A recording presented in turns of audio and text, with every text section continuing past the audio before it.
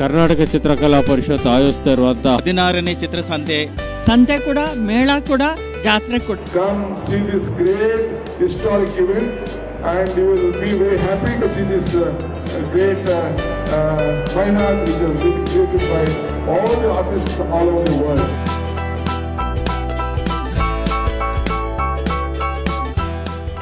ಉದಯೋನ್ಮುಖ ಕಲಾವಿದರುಗಳು ಯಾರಿಗೆ ಗ್ಯಾಲರಿಗಳಲ್ಲಿ ಹೋಗಿ ಕಲಾ ಪ್ರದರ್ಶನ ಮಾಡೋಕ್ಕಾಗಲ್ಲ ಅಂಥ ಕಲಾವಿದರುಗಳೆಲ್ಲ ಈ ವೇದಿಕೆಯನ್ನು ಉಪಯೋಗ ಪಡಿಕೊಂಡು ಬರ್ತಾ ಇದ್ದಾರೆ. ಇದು ಚಿತ್ರಕಲಾವಿದರಿಗೆ ಇದೊಂದು ಹಬ್ಬ. ಎಲ್ಲೆಲ್ಲಿಂದ ಬಂದಿರ್ತಾರೆ ಕಲಾವಿದರು. ಇವಾಗ ಎಷ್ಟೊಂದು ಜನ ಬರ್ತಾ ಇದ್ದಾರೆ ಅಂದರೆ ಬೇರೆ 16 ರಾಜ್ಯಗಳಿಂದ ವಿವಿಧ ಕಲಾವಿದರುಗಳು ಕಲಾಕೃತಿಗಳು ತಂದು ಇಲ್ಲಿ ಪ್ರದರ್ಶನ ಮಾಡ್ತಾ ಇದ್ದಾರೆ.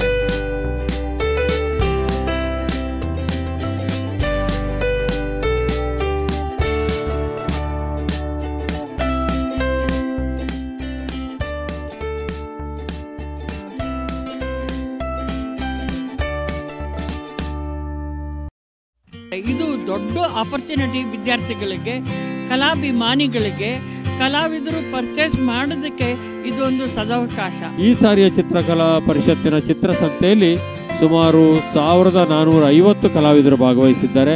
ಸುಮಾರು 3 ಲಕ್ಷಕ್ಕಿಂತ ಹೆಚ್ಚು ಜನ ಬಂದು ಹೋಗುವಂತ ನಿರೀಕ್ಷೆ ಇದೆ.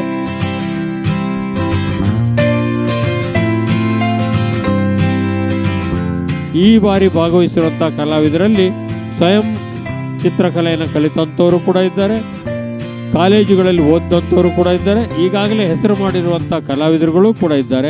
ಮನೆಗೊಂದು ಚಿತ್ರಕಲೆ ಅನ್ನೋ ರೀತಿಯಲ್ಲಿ ಈ ಚಿತ್ರಸಂತೆ ಬಹಳವಾಗಿ ಮುಂದುವರೆದಿದೆ. ಈ ಪ್ರದರ್ಶನದಲ್ಲಿ ವಿನ್ಸರ್ ಮ್ಯಾನರಿಂದ ಶಿವಾನಂದವರೆಗೆ 15 ಲಕ್ಷದವರೆಗೂ ಕೃತಿಗಳು ಮಾರಾಟ ಆಗಿವೆ. ಈ ಕಲಾಕೃತಿಗಳನ್ನ ಗ್ಯಾಲರಿಯವರು, ಇಂಟೀರಿಯರ್ ಡಿಸೈನರ್ಸು ಮತ್ತು ಕಲಾ ಅಭಿರುಚಿ ಇರೋ ಜನಸಾಮಾನ್ಯರು ಕಲಾಕೃತಿಗಳನ್ನ ಕೊಂಡ್ಕೊಂಡು ಹೋಗ್ತಾ ಇದ್ದಾರೆ. ಕರ್ನಾಟಕ ಚಿತ್ರಕಲಾ ಪರಿಷತ್ನ ಈಗಿನ ಆವರಣ ಏನಿದೆ ಇದು ಒಂದು ಕಾಲದಲ್ಲಿ ಕುಮಾರಕೃಪಾ ಅತಿಥಿಗೃಹದ ಭಾಗವಾಗಿತ್ತು.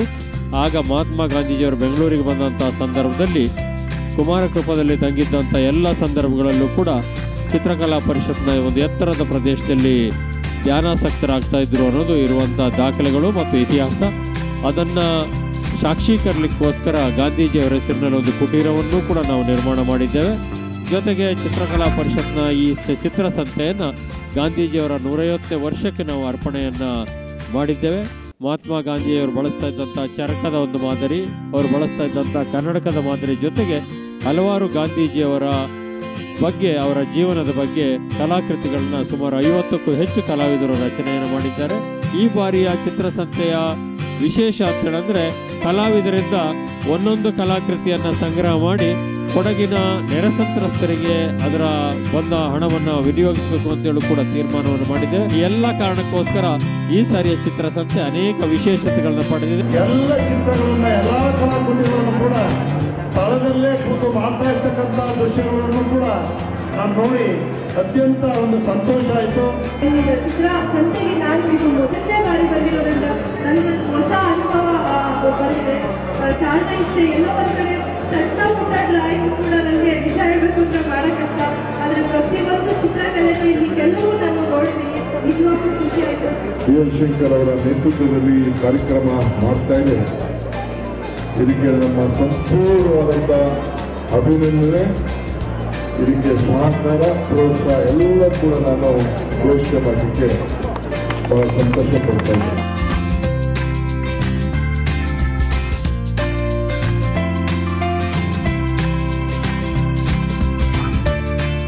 ಗಾಂಧೀಜಿಯವರ 150ನೇ ವರ್ಷದ ಒಂದು ಪ್ರತೀಕ ಇದೊಂದು. ಇವತ್ತು ಇಲ್ಲಿ ನಾವು ಅವರ ಕುಟೀರವನ್ನ ಉದ್ಘಾಟನೆ ಮಾಡೋ ಒಂದು ಭಾಗ್ಯ ಇವತ್ತು ನನಗೆ ತೋರಿಸಿರೋದು. ನಾನು ಚಿತ್ರಕಲಾ ಪರಿಷತ್ನವರಿಗೆ ನಾನು ಅಭಿನಂದಿಸ್ತೇನೆ.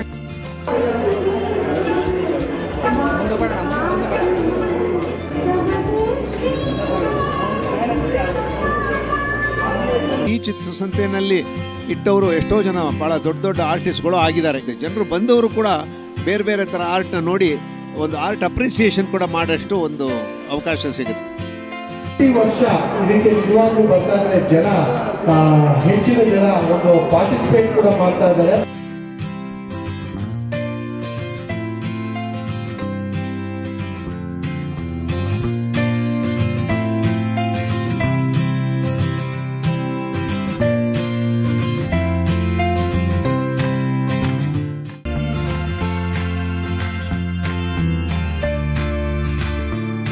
ಅರುಣಸಾಗರ್ ಅವರು ಪ್ರಸಿದ್ಧರಾಗಿರ್ತಕ್ಕಂಥ ಚಲನಚಿತ್ರ ಕಲಾವಿದರು, ಕಿರುತೆರೆ ಕಲಾವಿದರು, ನಿರ್ದೇಶಕರು.